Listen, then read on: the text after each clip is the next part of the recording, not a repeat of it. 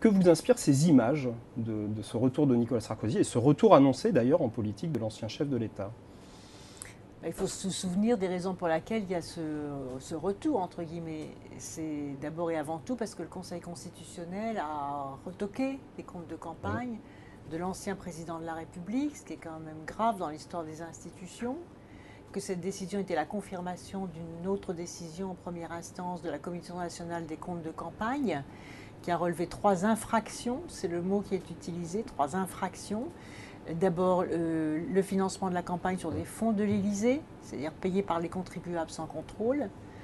Deuxièmement, le déficit de déclaration, c'est-à-dire la non-sincérité des déclarations, dit la Commission nationale, ce qui est quand même grave. Il s'agit d'une réunion publique à Toulon de décembre 2011 ? D'une centaine de réunions publiques des supporters du candidat de l'époque qui n'ont pas été comptabilisés, dit la Commission nationale, une centaine de réunions.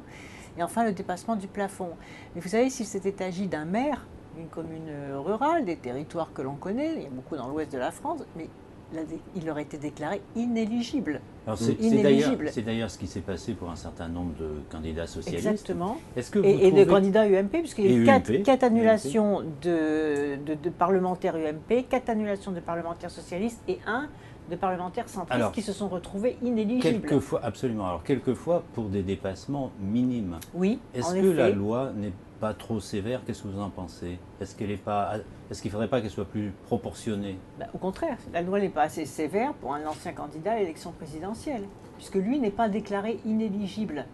Donc, au lieu de revenir en triomphateur, je trouve qu'il devrait avoir un comportement beaucoup plus respectueux. Il devrait être inéligible. La loi ne le permet. Je ne peux pas dire ça parce que la loi ne le prévoit pas. Ce que je dis, c'est que s'il s'était agi d'un maire ou d'un parlementaire, aujourd'hui, il serait inéligible.